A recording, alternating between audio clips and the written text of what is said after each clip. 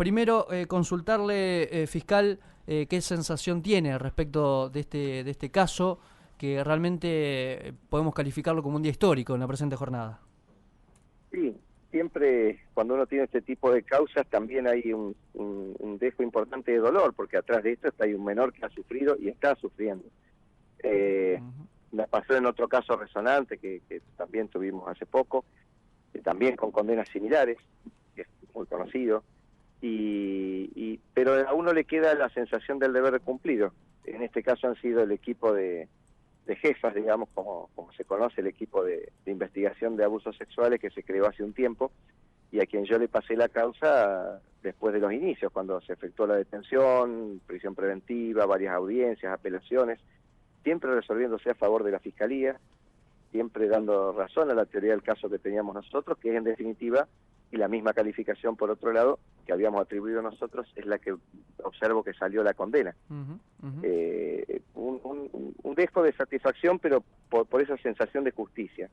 Y sobre todo por algunas personas allegadas al señor Valdomir, que se han encargado de mentir, se han encargado de injuriar, se han encargado de calumniar, se han encargado de amenazar. Y bueno, también a ellos estamos evaluando si a nivel personal corresponde hacerles un juicio, porque son personas que parece que sienten cierta indemnidad en Internet, sobre todo, como si no pudiera hacerse un juicio, por ejemplo, por una demanda por las injurias y demás, ¿no? Yo creo que la actitud de Valdomir cuando entró y que vieron todos ustedes fue la que manifestaron a lo largo él y muchas personas cercanas a él a lo largo de la investigación para con nosotros y para con otras personas que han investigado. Doctor, me abre una pequeña ventanita. ¿Usted plantea la posibilidad de demandar a las personas que en este caso descalificaron a su persona? Por supuesto. ¿Y quiénes son el círculo familiar de...? Concretamente la actual mujer, Laura Rola, ha tenido términos, yo tengo todo registrado ahí a través de Internet, acusaciones y demás, y varias personas que siguen haciéndolo. Parecen olvidar que hay un derecho y que hay demandas que uno puede interponer. ¿A usted lo amenazaron, doctor? Fue una causa difícil, por llamarlo así. Audiencias difíciles, con, por ejemplo, golpes a los escritorios. En algún momento incluso otra abogada que había tuvo que salir a pedir disculpas en una audiencia por los dichos de Valdomir respecto a nosotros. Sí, fue una causa bastante difícil. No obstante, la verdad que yo hace rato ya que una vez que la entregué no tuve más contacto, no tenía ni noción. De hecho, yo no venía siguiendo el juicio porque tengo mis propias causas. Si ustedes se fijan, últimamente bastante trabajo también. Pero para ser honesto, me quedó la sensación, al menos ahora, siempre queda la instancia de la Cámara Penal, hay que ver qué resuelven, en mi concepto personal, la sensación de justicia. Doctor, hay un elemento clave en esta causa, en esta resonante causa, que es la cámara Gesell. En su momento, tengo entendido, ¿usted pidió esa cámara Gesell puntualmente? Sí, habrán aclarado el juicio, te repito que desconozco, Martín, bien, porque no estuve en el juicio, pero algunas cosas que yo recuerdo puntuales, por ejemplo, la psicóloga que hace la cámara Gesell la pide la propia defensa en una audiencia. Ellos eligen la psicóloga, inclusive aceptaron luego o reconocieron haber hablado con la psicóloga, la esposa de Valdomir también reconoce haberla ido a hablar después. Hay muchas cosas que por supuesto no correspondían y que yo imagino han sido tratadas en juicio. Pero para que podamos entender, Omar, sí. ¿La cámara Gesell se utilizaba aquí en Santa Fe o esto fue como la primera vez que se utilizó a tal efecto? ¿Esto es así? No, la cámara Gesell está, en realidad lo que dice el código, artículo 160 del Código Procesal Penal, es que desde el nuevo sistema, o sea, desde febrero de 2014, que debe ser un equipo interdisciplinario o multidisciplinario el que evalúe a los menores. Ok. Lo que pasa es que el equipo nunca fue creado como tal, después se creó en ese momento, no había sido creado como tal, y entonces el código permitía que en la urgencia, porque a los chicos alguien los tiene que entrevistar, era un profesional idóneo en la materia. Normalmente uno lo traduce como un psicólogo y normalmente se traduce a través de una cámara Gesell. ¿Qué fue lo que se hizo? Pero se venían haciendo cámaras Gesell, lo que pasa es que las cámaras Gesell en ese momento estaban demorando mucho. que hacían meses después de los hechos, que era un poco la protesta pública mía, y se fijan, he tenido discusiones públicas también con varios funcionarios. Sí, claro. En ese momento, en este caso, salió bastante rápido, y creo que también fue el detonante para que se cree lo que fue en su momento la UIAMP, el grupo que se destinó a esto, y que yo celebré y que agradecí también. Fiscal, lo saluda Gustavo Boazo. ¿Cómo le va? Buenas tardes.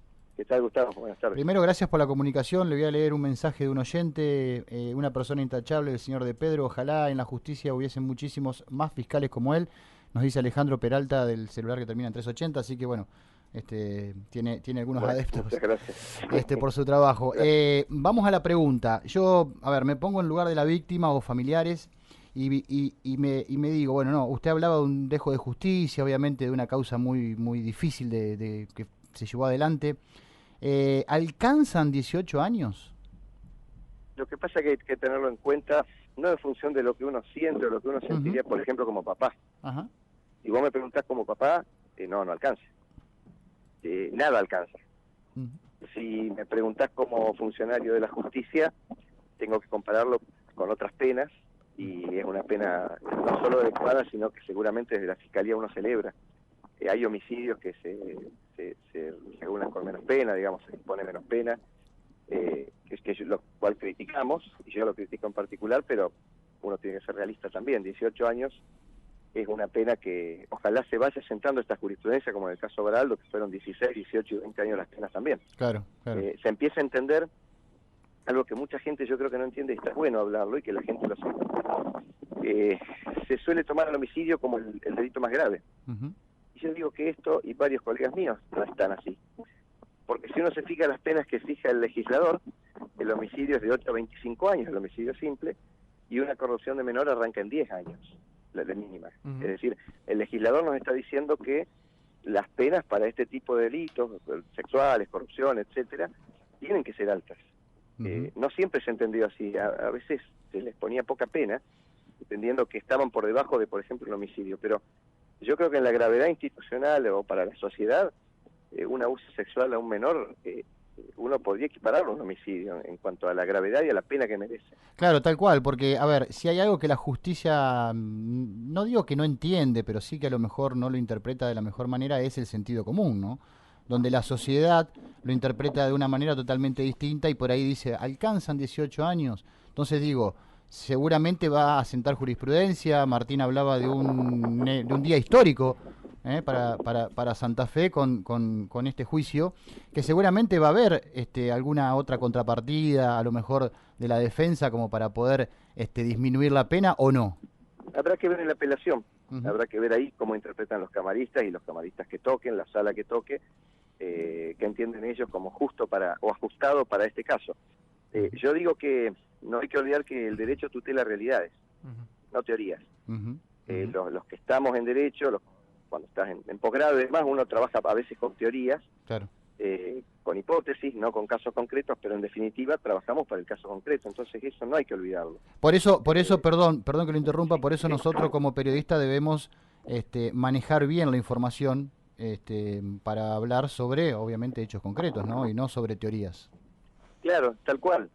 Y también teniendo presente la jurisprudencia, porque en definitiva un tribunal tampoco puede poner alegremente de golpe 20 años cuando, por ejemplo, no sé, a lo mejor el anterior venía poniendo 10, en X caso, cualquiera. Hay como una cierta razonabilidad, porque los fallos también tienen su fundamento. Al estar fundado el fallo anterior, se supone que tampoco se puede tratar tanto, siendo más o menos similar. Doctor, por eso, sí, el ir generando condenas en este tipo de delitos sexuales, con penas acordes a una realidad, a mí me parece que también siente una jurisprudencia interesante. Y otro tema es el tema de que además queden presos con esta condena de primera instancia, que es otra cuestión eso. Importante también. Sí, Totalmente, claro. totalmente. Doctor, usted cuando recibe el caso, allá por 2016, ¿qué le sucedió en ese momento? Porque inmediatamente tenía todos los elementos como para, probatorios, como para decir, bueno, aquí hay algo de culpabilidad respecto del acusado. Sí, como en cualquier causa. En cualquier causa lo primero que uno tiene que ver es lo que te pide el código, que es la apariencia de responsabilidad. La apariencia de responsabilidad se fija en parámetros de razonabilidad, es decir, es razonable que de lo que se le acusa yo tengo elementos para demostrárselo a un juez con un grado de probabilidad suficiente. Bueno, en este caso sí, había elementos, chequeamos, tomamos algunas declaraciones, evaluamos la situación y por eso lo mandamos a detener allá en Junín, vino y se hizo una audiencia con su defensa, con un juez, y en este caso una jueza que determinó la prisión preventiva. Después de eso ellos apelaron, nos confirman la prisión preventiva, vino también la Cámara Gesell, que terminó de reforzar la hipótesis que ya teníamos, y bueno, eso fue como un eslabón de la cadena atrás de otro que condujo a esto, sin duda. Bueno, doctor, muchísimas gracias por esta comunicación. Siguen llegando mensajes, evidentemente la gente está... ¿qué dice? Vamos a compartírselo a Omar de Pedro. ¿Qué dice? A ver, el doctor Omar de Pedro, una persona correcta que no tiene los elementos, saludos... ¿Cómo dice? Que no tiene los elementos que para no tiene aplicar... los elementos para aplicar completamente la justicia a los malos. Saludos y respeto, dice. Frente Gabriel, bueno, 228. Mucha gente, Omar, que realmente destaca su trabajo, al igual que nosotros, y agradecerle, por supuesto, por habernos atendido en este tipo de casos. Nos queda como título que usted recibió, en este caso, amenazas y que va a accionar contra estas personas. ¿Pudo comunicarse con la víctima en estas últimas horas? No, porque yo ya no sé el fiscal de la causa, no quise mezclar ni tener ningún tipo de incidencia. De hecho, es la primera nota que doy porque no me metí en esto, dejé que trabaje el equipo, que trabajaron muy bien la gente de Jefas. Casi no hemos tenido comunicación, salvo cuando les pasé la causa. Obviamente les dije lo que me parecía, lo que a mi criterio era lo más importante, y después lo trabajaron ellos muy bien y llegaron a este resultado que la verdad que lo felicito y lo celebro.